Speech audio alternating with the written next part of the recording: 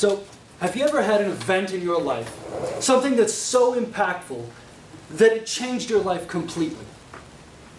For Israel, one of these events was the crossing of the Jordan, which is what we're going to be talking about today in chapter 4 of Joshua. We've already heard chapter 2 and what was going on with the spies there. We've heard about chapter 3 and as they began to take these steps into the promised land.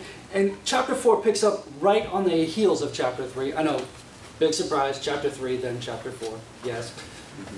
But they work in tandem in a lot of ways. They work almost as if they're the same chapter because of the way it picks off. Chapter 3, they're right in the middle of the Jordan practically. Chapter 4 picks up in verse 1 where they're coming out on the other side. So, dealing with some literary understanding, there's lots of telling and then retelling of the story. Specifically, verses 1 through 8 deal with the telling of them crossing over and a memorial being set up. And then, again, in verses 11 through 18, they tell the story again. And then in verses 19 through 24, we get a retelling of this memorial that they're dealing with. And I think it specifically has to do with the way Easterners and Westerners think culturally. I went to Israel for 3.5 weeks, and it was an amazing trip. And our professor, Mark, talked specifically about this. And he says the Westerners think linearly.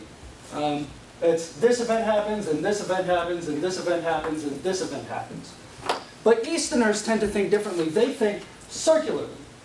This event happened, and this event happened, and this event happened, and this event happened. Oh, by the way, that first event, this thing's important too. And then this thing's important that happened in that event. And that's kind of what we see in chapter 4. So I believe that it was very purposeful. Now, dealing specifically with Israel's crossing. It worked. Yeah. Wait. There. Mo better. All right. So, verses 1 through 3. When the whole nation had finished crossing the Jordan, the Lord said to Joshua, "Choose 12 men from among the people, one from each tribe, and tell them to take up 12 stones from the middle of the Jordan, from right where the priests are standing, and carry them over with you, and put them down at the place where you stay tonight." Before we delve into the monument or the memorial that was created, I want to talk about who Israel is. First blank, well, second blank. Who Israel is. Daniel Hawk says in his commentary that it's not just that Israel entered into a new land, but also that they took on a new identity as a settled people joined to the land. Somebody say new identity. New identity. Outstanding, you guys are still with me.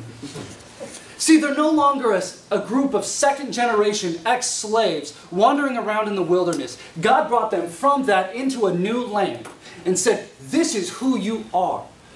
The land is part of your national identity.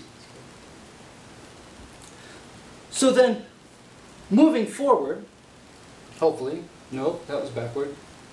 Well, this is going so well. Do we get enough in here? There we go. No? That's more better.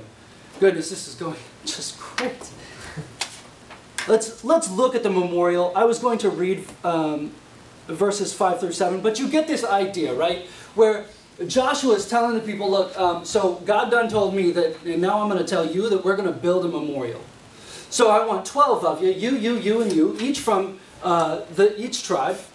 And I want you to go out to the middle of the Jordan where the priests are, by the way, still holding the ark. You know, they're like this because the thing's heavy. And all the 12 guys go, they grab a stone apiece, and they come back to the west side of the river, and they set it down. So they're building a memorial. Why? Why build a memorial? I think it has specifically to do with remembering as a nation forever what God did for Israel. It's your next blank. See, God commanded them to create this memorial. Somebody say memorial. Memorial. All right. And I believe that this points to some things that God is looking for and and what they want, what God wants Israel to remember. And we're going to look at verses 7 and 24. So in the middle of 7, we're going to pick up, it says that the flow of the Jordan was cut off before the ark of the covenant of the Lord. When it crossed, that being the ark, the Jordan, the waters of the Jordan were cut off. That's what God did. And then we see two more things that God is trying to help Israel remember.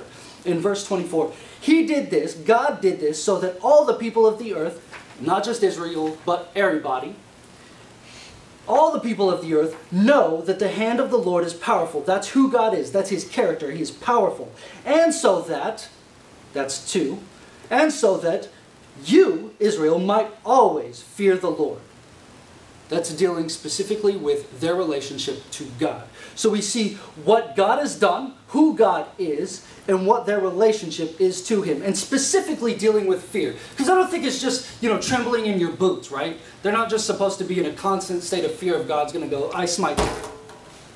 It's not like that. I think there's more to it. Joshua Hess writes in his commentary on Joshua, not to get confused, 2 different guys, Joshua and Joshua, defines fear as a wholehearted loyalty. Loyalty. And Hawk, whom we talked about earlier, would add the idea of reverence. So, we get a wholehearted, reverent loyalty to God. Maybe that might still impact us today. The idea of being wholeheartedly reverent and loyal to God. Who knew? So that is what God did for him. And memorials are specifically important to God for Israel. And I think maybe today, which we'll look at a little bit later. But before we go there, let's go to verse 12 and 13. Yay! The men of Reuben, Gad, and the half-tribe of Manasseh crossed over, ready for battle in front of the Israelites, as Moses had directed them. About 40,000, armed for battle, crossed over before the Lord to the plains of Jericho for war. Somebody say for war. For war. And all the men in the group said, that's right, war. God had a particular purpose. And I think it's dealing with where Israel's going. See, as they crossed over, they went to Gilgal. But that wasn't their destination, it was a gathering point. Perhaps like Northwest is for us. Side note, I gave you that one for free.